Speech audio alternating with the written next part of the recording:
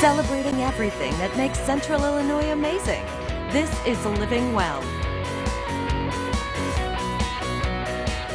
A good day to you. Welcome to Living Well. I'm Yvonne Greer. Maybe it's today's cold snap or the stories about holiday shopping, but I caught myself singing a Christmas song today. I usually try to hold off until after Thanksgiving, but my friends and family should just be forewarned. I love this time of year and I might be going in a little early, but that just means more good cheer for everybody, including you. On the show today, a closer look at the supposed mental health benefits of marijuana and its derivatives, how you can share good times, shop local, and knock out a lot of your holiday shopping at the 5th annual Tinsel the Town event in East Peoria.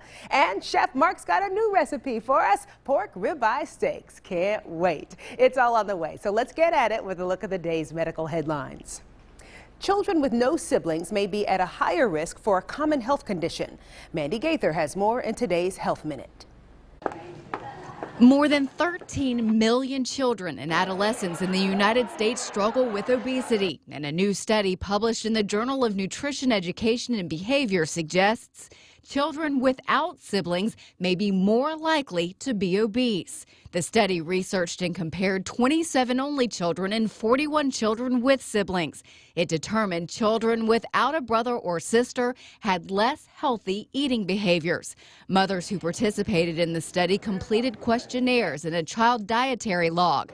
According to the Centers for Disease Control and Prevention, childhood obesity is most prevalent among 12 to 19-year-olds. While the study doesn't provide answers on why only children are more likely to be overweight, the hope is to build on this body of research and make parents aware of the increased risk in an effort to prevent excess weight and obesity in children. For today's Health Minute, I'm Mandy Gaither.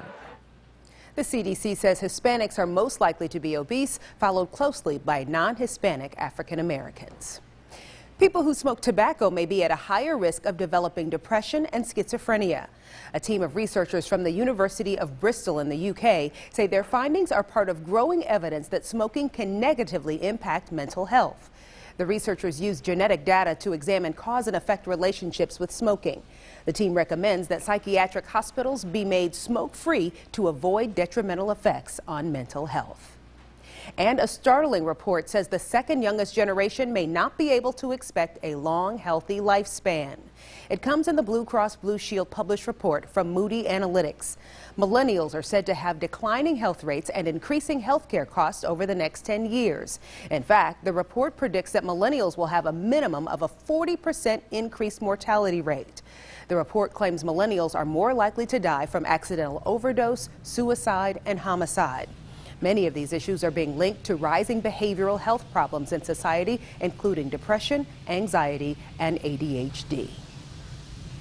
Information about medical marijuana and marijuana-derived products for mental health can be confusing without a doctor's input. And now a new study suggests that evidence is lacking about its effectiveness. Cleveland Clinic's Dr. Brian Barnett says using medicinal marijuana to treat mental health conditions cannot be justified based on the current research. There was pretty low-grade evidence for marijuana as a treatment for anxiety disorders. It also looked at the use of marijuana for the treatment of other psychiatric disorders and found no compelling evidence at this point that marijuana or any of its derivatives are effective treatments for things such as depression, ADHD, Tourette syndrome, or post-traumatic stress disorder. Researchers reviewed more than 80 studies looking at marijuana-derived products. They studied the product's impact on 6 mental health conditions, including depression, anxiety, ADHD, and PTSD. The results did not find compelling evidence for using any type of marijuana for mental health treatment. The authors note that the studies reviewed were small and low quality, so Dr. Barnett believes high-quality research is still needed. Consumer News is next here on Living Well. We'll tell you why today is a new special day in retail.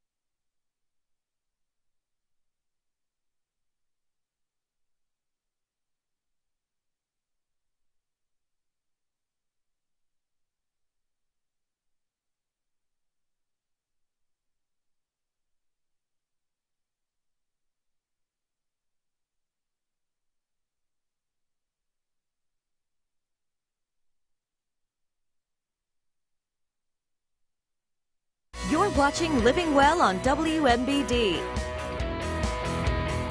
Today marks the start of a new retail holiday. It's called Cash Back Day. Mary Maloney explains how it works in today's Consumer Watch.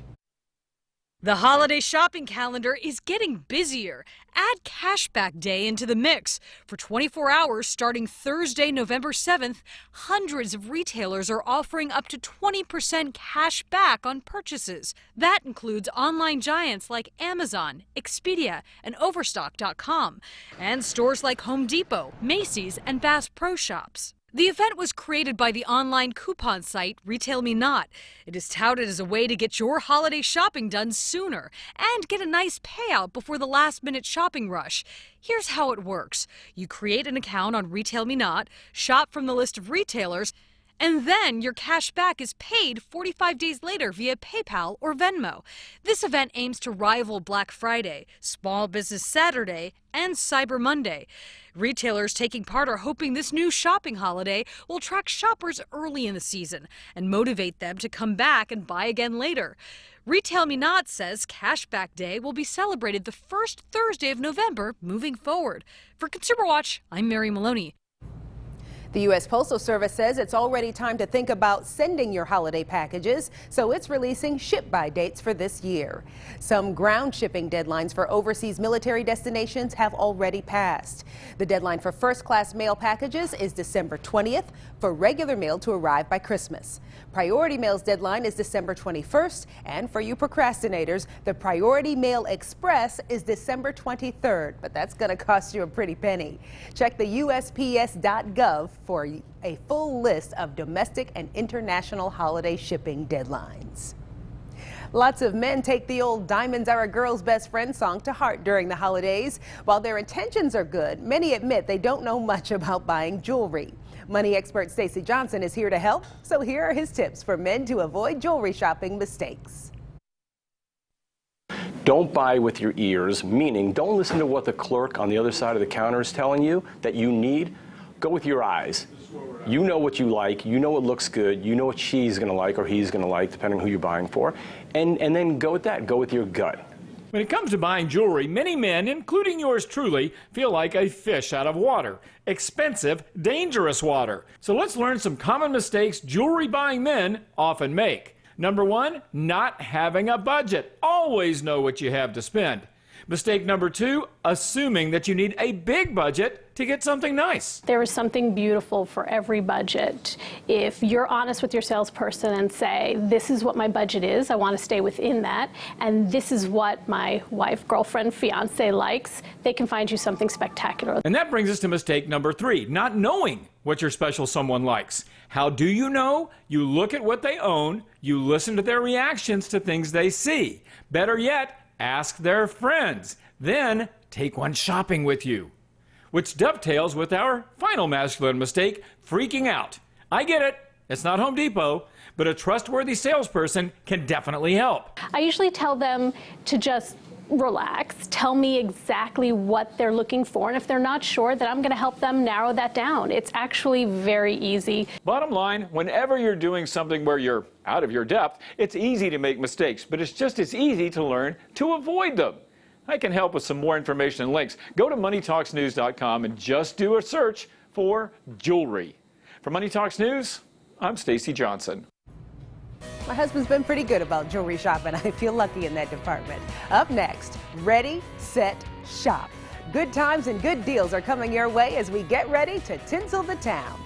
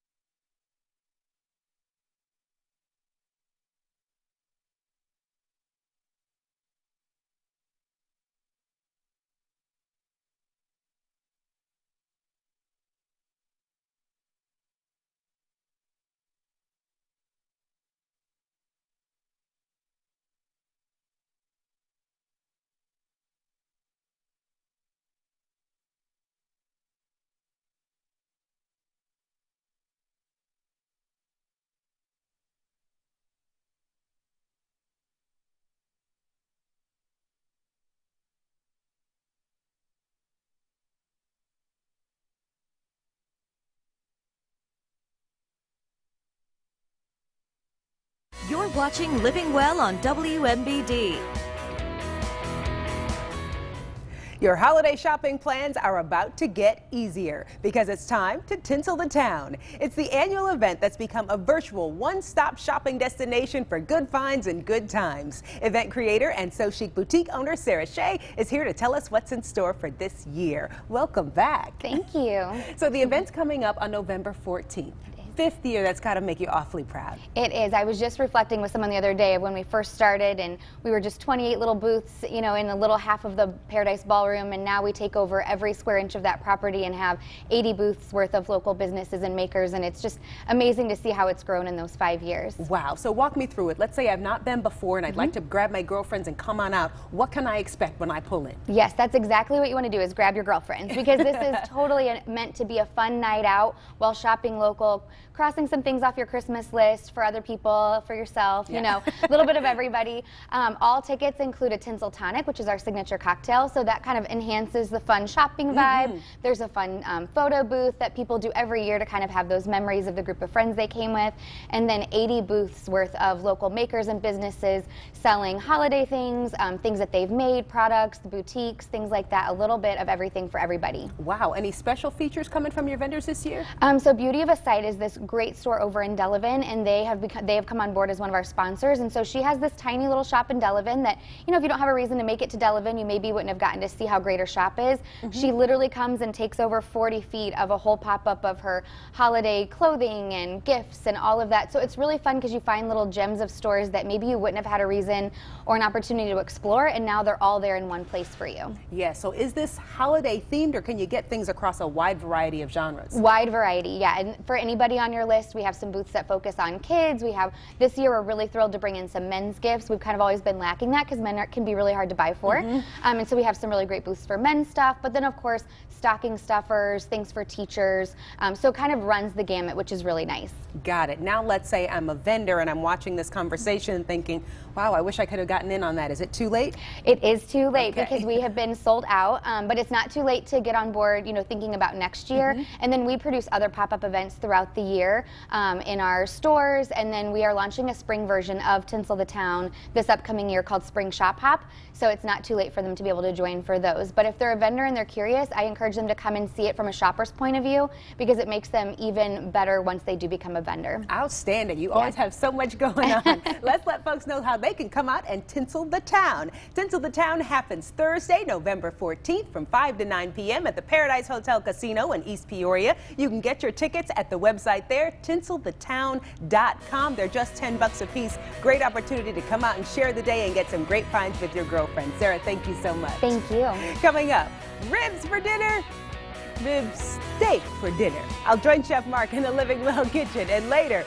a woman is helping wildfire survivors one tiny home at a time.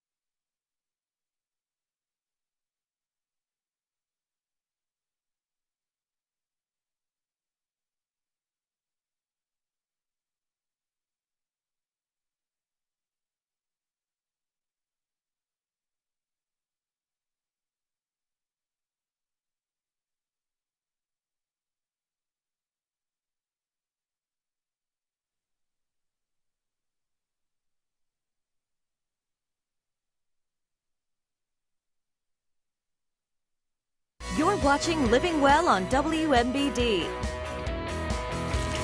Chef Mark Shootman's about to learn me something new today. Yes, it's always learning day on Thursday.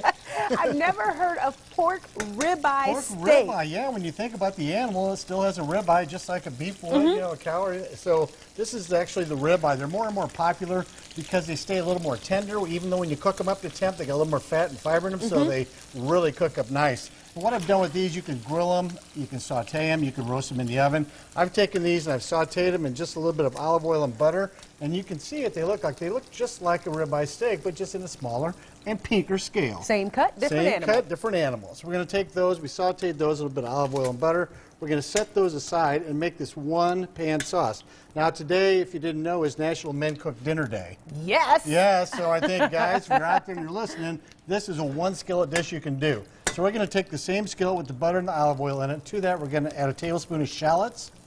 We're going to let that saute up a little bit. We're going to add a cup of chopped apple. You can use whatever kind you like. I prefer the Honey Crisp. I always have. Those are really good. It's one of my favorite apples. To that, we're just going to take that with all those good pan drippings and saute that up, because this is a one skillet sauce, but it goes together nice. Now you can put this over turkey if you want to do turkey instead of pork, but it goes very well with anything that you know, the autumn type dishes you like to pair it with. To that, we're going to add just a little bit of salt, a little bit of pepper, and we're going to add apple butter. Now this is just a very good apple butter, and apple butter is just a very intensified apple sauce is all it is, with some more cider. So it really cooks down nice. I like it on toast. Yes, absolutely. Good one, Yvonne. And this goes a long way. So this is only a quarter of a cup. You can use more if you like, but a little bit of this, like I say, goes a long, long way. So as we add that to it, kind of saute that in, flip it around a little bit. Get those flavors. You can kind of smell it now. It smells more like apples. And one day I'm going to master that move. I'm still a stirrer. And then to that, we're going to deglaze down with about 3/4 cup of chicken stock. And that's going to cook down. And when that cooks down, we're going to add a little bit of heavy cream and finish it off with some horseradish, which kind of breaks the sweetness, gives it a really nice sweet, flavor a little profile. spice, a little hot. It makes it much more exciting. Well, there's nothing better than an exciting. That's right. My pork gosh, ribeye. dinner was exciting tonight. All right, well, let that cook down. We'll be right back for a taste test after this.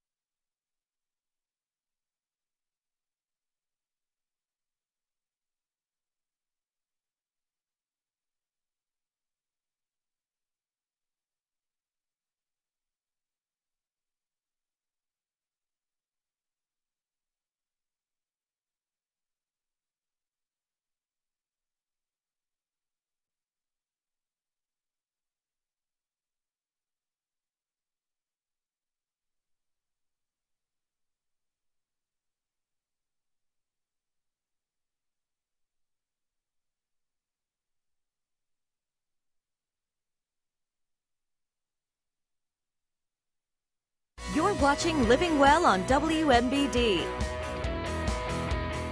A woman is helping wildfire survivors one tiny home at a time. And a classic card game gets a very special new feature. It's all in today's Take a Look at This.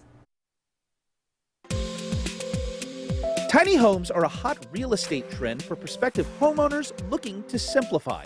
But for one California woman, they're a full-on crusade born out of necessity.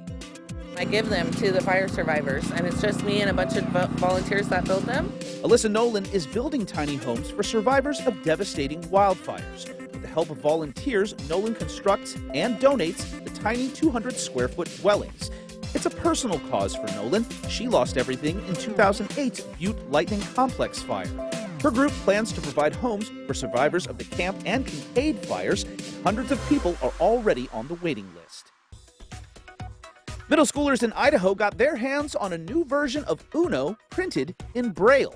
Mattel recently released a version of its iconic card game designed specifically for visually impaired players. Each card features Braille printing to indicate the colors and numbers for the players. Kids at the Idaho School for the Deaf and the Blind were excited to give it a whirl. There's a B for blue. Teachers say games like Uno are important for social interaction and development. But for the kids, it's not just a game, it's about enjoying an everyday part of middle school life. Going through a childhood or an adulthood without playing Uno is just, it's not possible. You can't do it. You have to have Uno in your life. For Take a Look at This, I'm Jeremy Roth. Chef Mark Shootman is putting the finishing touches on his pork ribeye. Pork ribeye. With apple butter sauce. Da-da-da-da.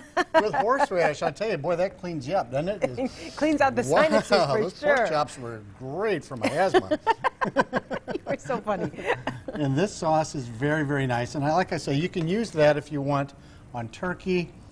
You can add as much cream or less cream as you like to it to make it thicken up. But it's very simple. All it has in it is the pan drippings from the pork ribeyes that we cook. And they're a little fattier, so they add a lot of flavor to that sauce. We take those pan drippings, we deglaze with some shallots, and we have some chicken stock. We add to that some apples and saute that, a little salt and pepper to it. And then we add a little bit of horseradish at the end with the heavy cream and reduce it down. Oh, so that's good. Is it good? Do you like that? It's, you know, it has a different flavor, a little bit different texture, but it's a lot of fun. A little heat, a little sweet. And your presentation is always fantastic. Oh, well, thank I don't you know so if you much. guys can see what he does. The apples that he hollowed out the little gourd, that is so cute. You hate to let anything go to waste. But this gives me great ideas for my own Thanksgiving table. Maybe we'll talk about some of the artistic things that you do in the kitchen as well. We can do a day of garnishes. Because I sometimes leave here feeling a little humbled because when things go on the plate at my house, it's like, there's dinner, I hope eat they up. eat it quick. Hope they don't look at it too long. Don't forget, this recipe will be posted for you on CIProud.com so you can make it yourself at home. Chef Mark, thank you as always. That's going to do it for us today on Living Well. I'll see you back here again tomorrow for more ways to stay powered up and living well. Have a great day.